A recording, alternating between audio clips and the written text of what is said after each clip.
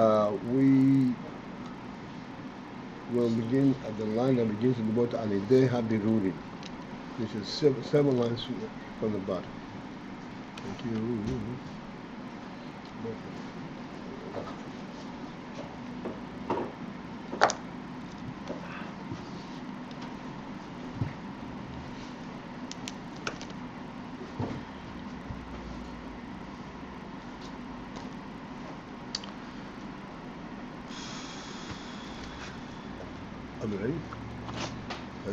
So we started saying that the Nishikin represent an ahava, an oil, that cannot possibly be represented in a keli, contained in a keli.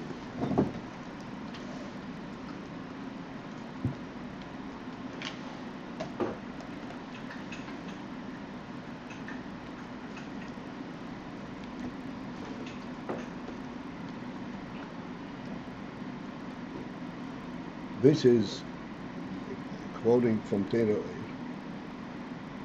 in the direction of explaining what is the quest for Nishikin, even after that there is going to be his galus or atzmus.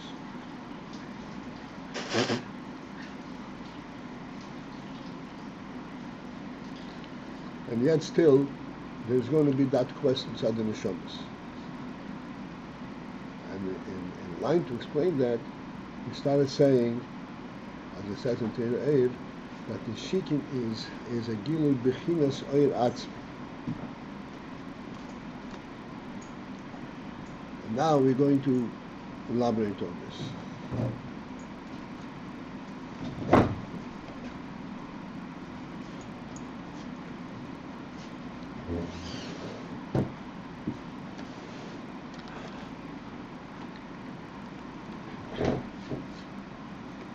Hine bin Nishikin averech moshel. Because a Nishikin, and actually a Nishikin, in a kiss, this is an allusion. This is used, the word Nishikin, to describe an inyan that comes from the Milo. And it is used to describe that because Nishikin in the moshel also has the similar quality. In the case of Nishikin, so there bo his galus ahava. The Nishikin comes through his galus, a revelation, an expression of ahava. Sheyi actually his galus b'dibur, such a pure and profound ahava that cannot be his gala b'dibur, that cannot be contained in words. The Hainu, which means that this is toikev ha'ahava,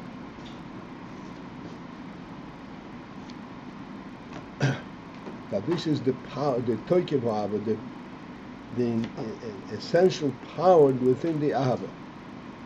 Sheyi efshel lahavi be'oises hadibur,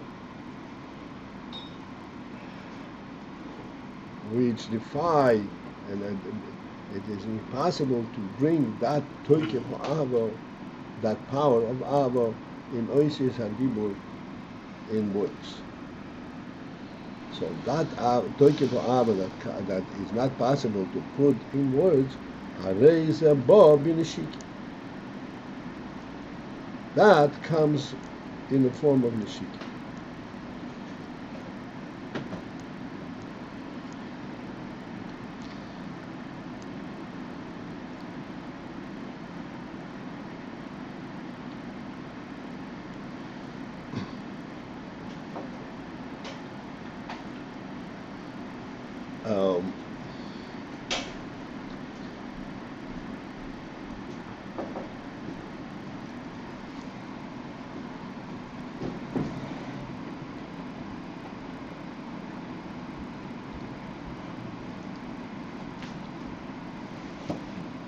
Essentially, we already discussed this inyan.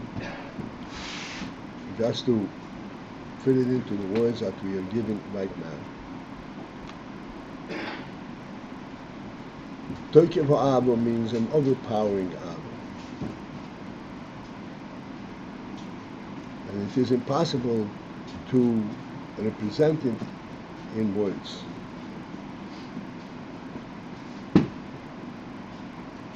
This Indian that it is not possible to represent it in words.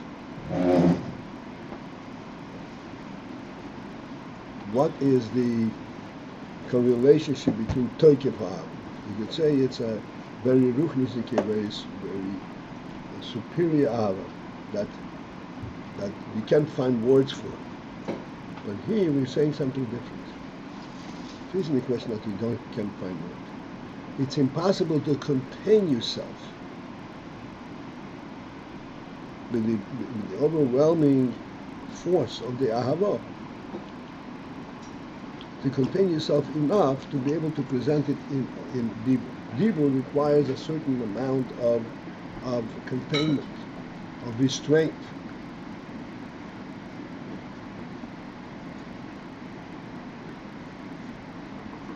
Dibur can represent a very profound sense, but it can only represent it piecemeal, in an organized fashion.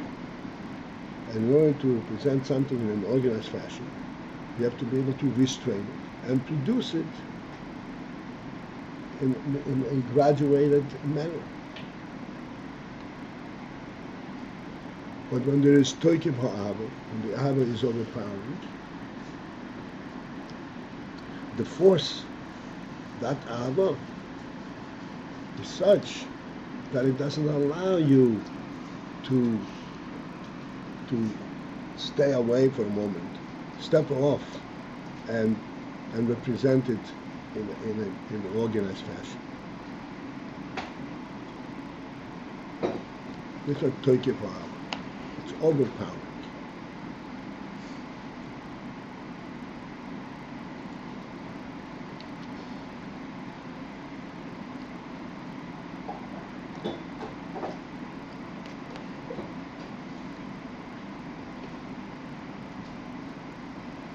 So I want to go a couple of words or lines further so we'll have a full context.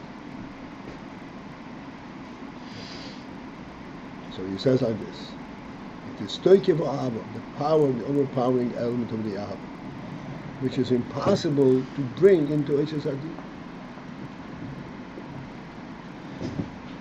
Not because dibur is too short, it's too poor to express the ahava. It's impossible to bring into Chassidus even if you find words for it.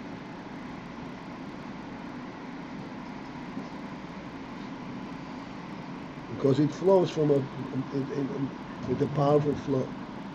Imke, and therefore, since that this is what Neshikim represent, Imke, therefore, Harei Zeh his galus oir atzmi. Therefore, it means, we should understand, that this is his galus oir atzmi, this represent, and it's megala, it is actually overflow, coming from oir atzmi, from an oil that is atzmi, shelamayla mehakeli.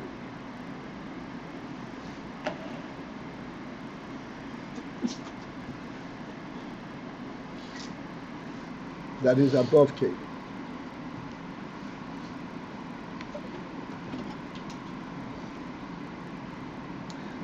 Okay, I want to elaborate on this, even though we have done it many, many times.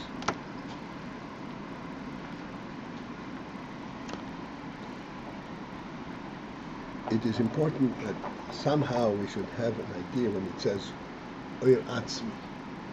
What does that mean? To begin with, on the most fundamental level, it means that this oir is not the result, it's not a response to an external stimulus. There is not an explanation, a reason, what what this oil comes to to fill. This means oil atzmi. I'm stepping back all the way to the top in order, it's important for us to understand because we lose sight of this automatically because of our worldly context. To have oil atzmi means that where do we begin? Where is our experience begin? Our conscience begin? Not from interaction, not from being touched by something. Our conscience begins from that which made us.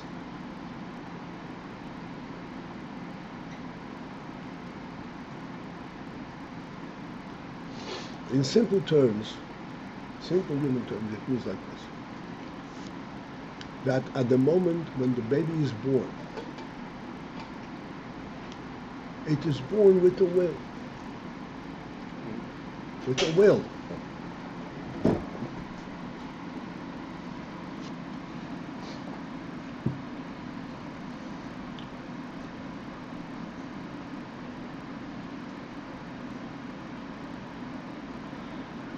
Interesting that one of the elements that is sought after that when a baby is born, you're waiting for one indication of the power of its will, that it cries. And the stronger the cry, the better.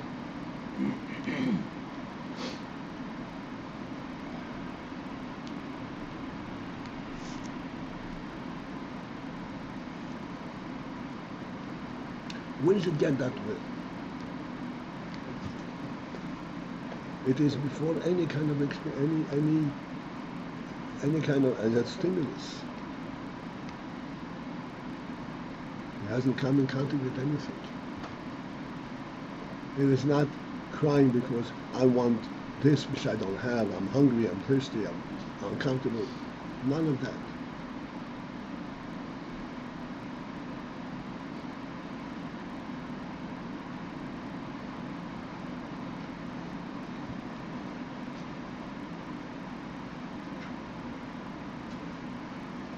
Essentially, okay, I'm not going to go into this at this moment, but the point is that we are born with a will. We are born running. Like they say that when the parachutists, when they parachute from an airplane and they land on the ground, they have to land running to continue the power of the movement, of the flow. Otherwise they get hurt. Otherwise they can't contain that force.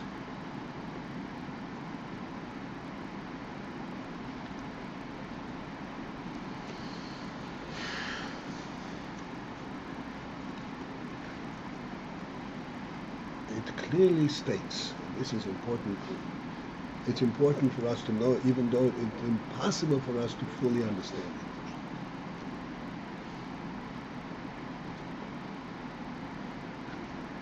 That this force, this will,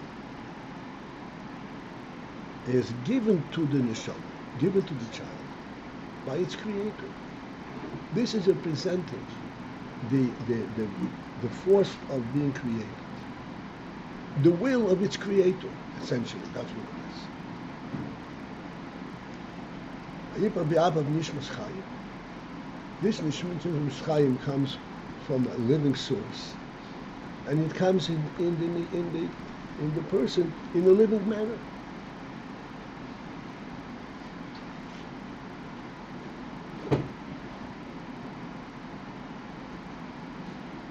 There is no such thing, a person not wanting anything. There is a thing what he wants and he doesn't know what it is. But the want is there all the time.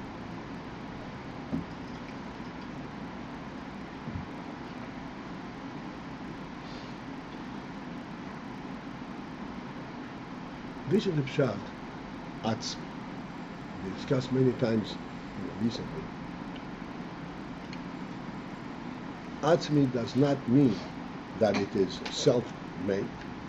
Nothing is self-made. Everything is made by Hashem.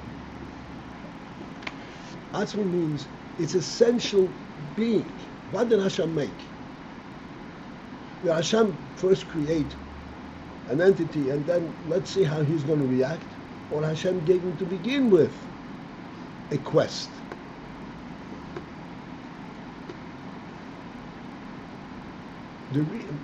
Hashem gave him the quest. Hashem wanted to create him, and that want, he gave him, put in him. He was born with the desire to be, to live. Because he was created with the desire that Hashem willed that he should live, and therefore he has that will to live.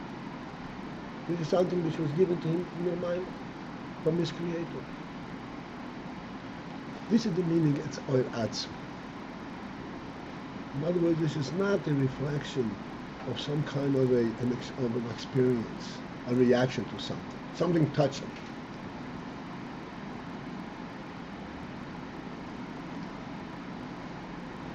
There's nothing preceding this. This is, say, absolutely everything in the world. The world itself represents a godly will that it should be.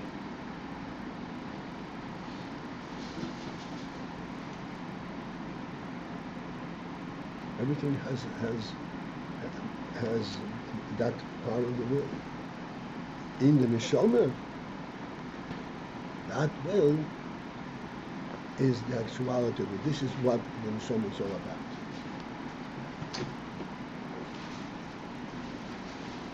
Because everything in the world does not represent the atzmius. It has a certain functionality.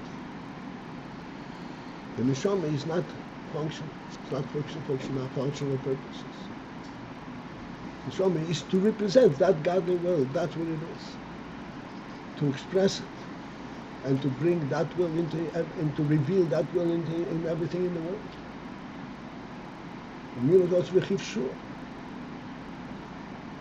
Captivate it. Bring life into everything in the world.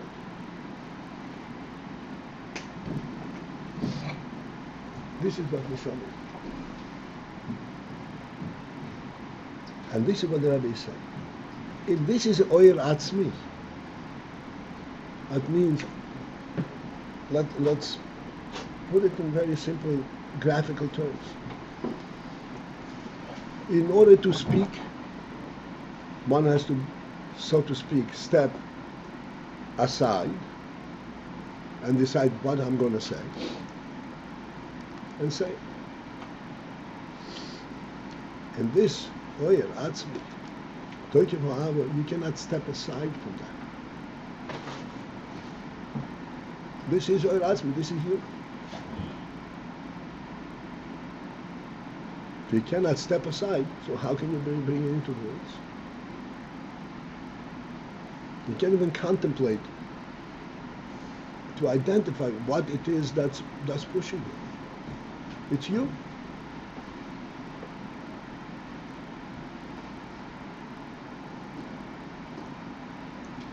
Like I said, the parachutist, when he lands, he doesn't have to make a decision to run. The force of his landing forces him to run.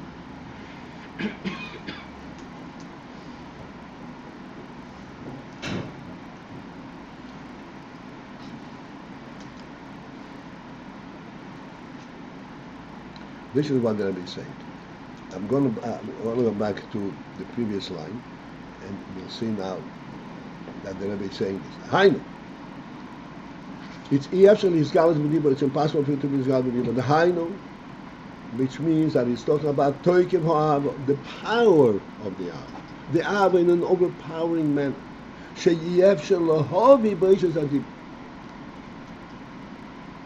Translate these words individually. Yafshel lahavi, you cannot bring it into Oishes Adibur. That's me again. Don't you have that Chassidus? Yafshel lahavi, you cannot bring it to Oishes Adibur. Why can't you bring it to Oishes Adibur? Because you can't you can't stop it. You can't step away from it.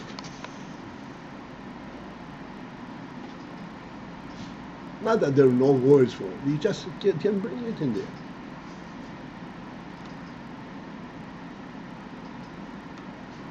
Nishiki. This comes with Nishiki.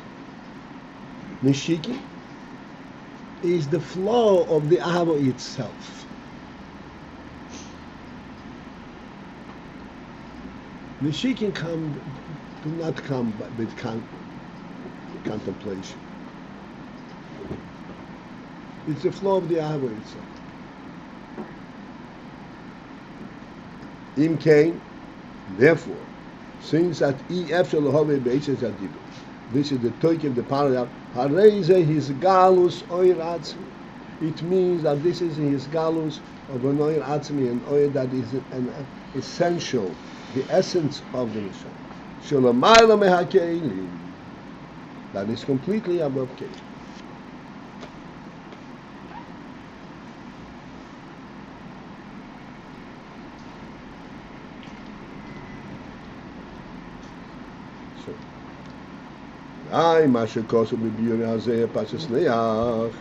When you look forward further in the Yuri Hazayah, in Pashas Neach Daba Yivan Neach, so he says over there in Yuri Hazayah, the keli hapeh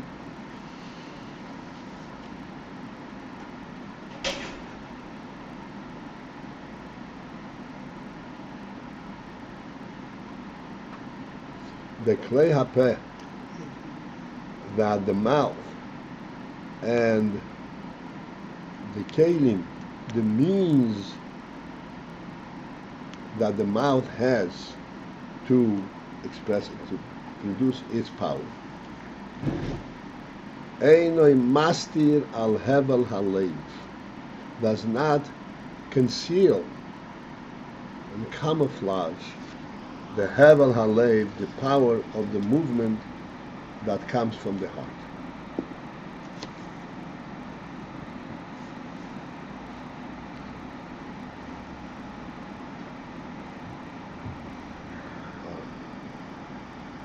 What we are going to be shown now and explained now. Yes, indeed, this is a toikev ha'ava which cannot be brought into Isis, and it comes in a shiki. What exactly comes in a shiki? Is Nishikin only an allusion to that ahava, symbolically alluding to it, or is this the power of the ahava itself? But this is what he's bringing down from the Yuri Hazayah.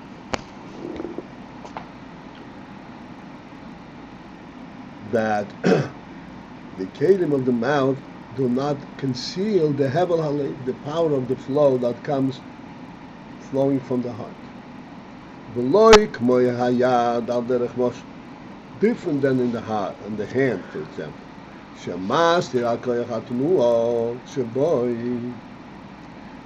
Where the hand conceals the power of the tnuah, the power of movement that is in the hand. And what comes forth? What do you see in the hand? You see the ha'orah of the koyach ha'tnuah, not the essence of the koyach ha'tnuah.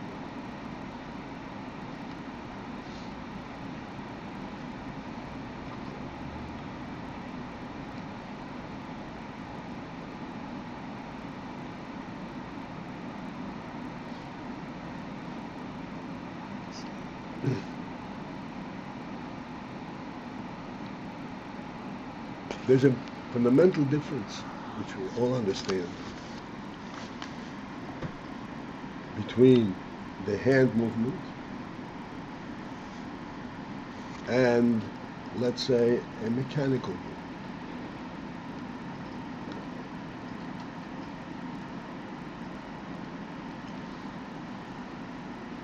And everything in between, the different levels.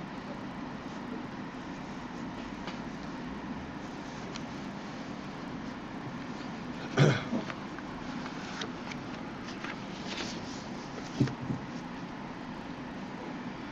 levels, I don't know why I'm going there, but I'm going there anyway. The levels, there's a difference between the human hand movement and the animal limb movement.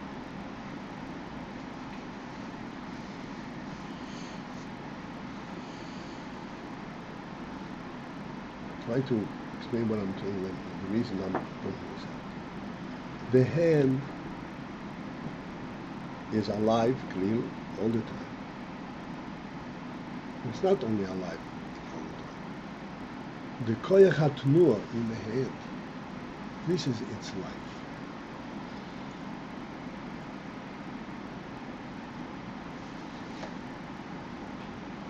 That koyach hatnuah is active, even while the hand is passive.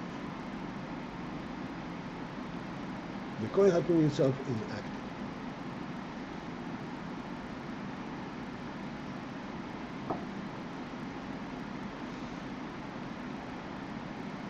This is why we say that the seichel reveals, directs the koyach hatnuah. But the koyach hatnuah is a mahus, is a real koyach. The seichel can only say what to do, but the deed itself is a much deeper presence of chayes hanefesh. Right? Do you understand that? The reason that the seichel can direct the koyach hatnuah is because the koyach hatnuah does not need to be aroused. It is active all the time. Even while it is passive, it is active. So therefore, when the seichel, when the seichel says, okay, move there, you don't have to create a new koyach. Move there means that this koyach, which is functioning and active all the time, has a direction.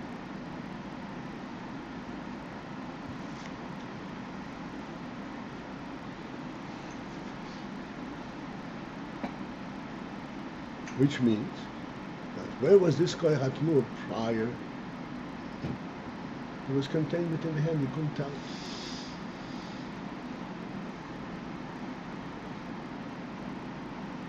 And therefore, when this koyach hatnuah actually reveals itself, it does not reveal itself as a pure koyach hatnuah. It reveals itself already contained in a keli, in direction.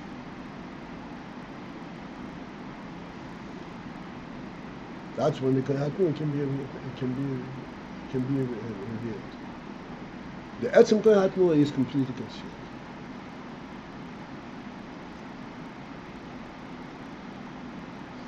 Because the hand, the koyach hatnuah, the hand is contained in the hand. And then what comes through is only ha'ora levad. Ha'ora means the actual movement, which is a functional level of the koyach hatnuah, not an essential level.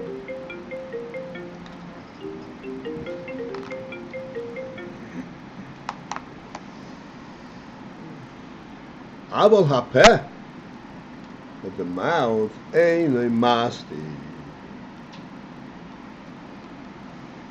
But the mouth does not conceal the hevel halev that comes from the heart. Shaharei, this is kind of an expose of the Indian. Shaharei means for observe. Kol ha-hevel k'moshehu, the entire hevel, the entire force that comes from the heart, force of air movement, that the heart is forcing, k'moshehu, exactly the way it is, in the full force, yoytze al hapeh,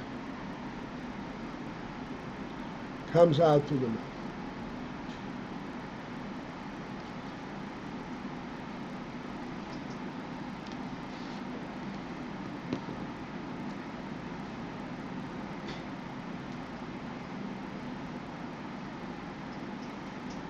This is why we're saying that the nishikim bring out the essential koyach, not just a functional koyach that comes through divur, but an essential koyach. The koyach the way it is in the nefesh itself. This is why nishikim can bring out this toikev ha'ahava. Because this is not a keli. This is a koyach ha'nefesh. But it goes to the mouth. Goes to the mouth unaffected.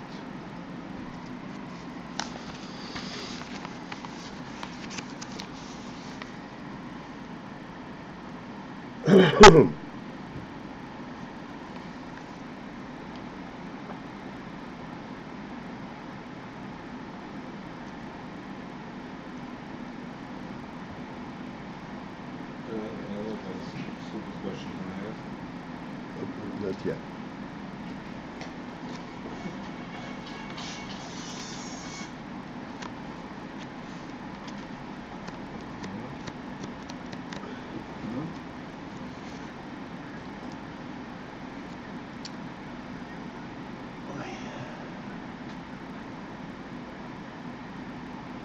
The hevel hapeh, the hevel that comes from the mouth,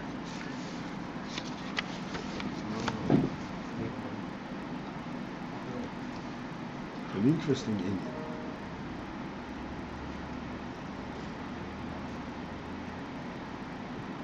The hand has a certain strength.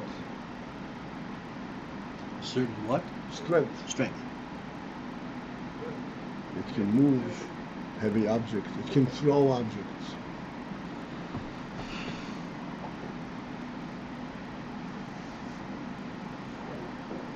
But it has its limit.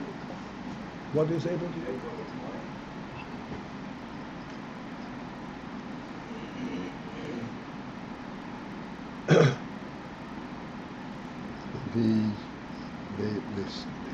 The hevel hapeh, the sound that the mouth produces, also, of course, has a limit how far it goes. But there's an interesting phenomenon.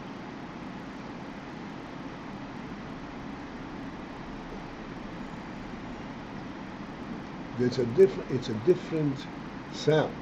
If you want to reach somebody across the room, you can speak normally and the sound reaches him.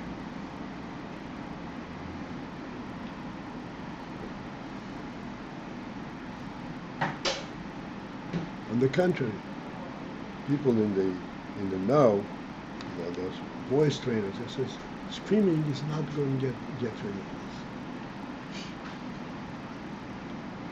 Screaming abuses the koyach ha'hevel ha'alev. It is where you, like I said, where you want it to go, that's where it goes. Where you want it to go. Want That's what? where it goes. Where you want to go? Where you want your sound to go, Okay. that's where it goes.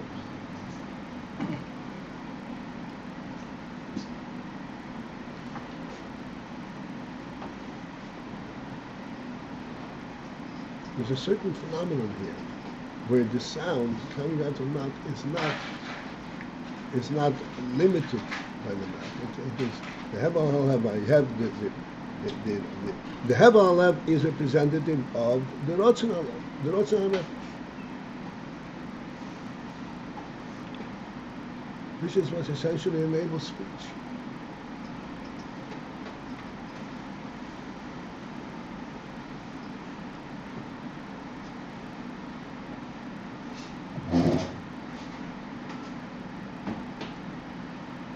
Did the Rebbe have a strong voice? Did the Rebbe what? Have a strong voice? No. But you can hear him right across.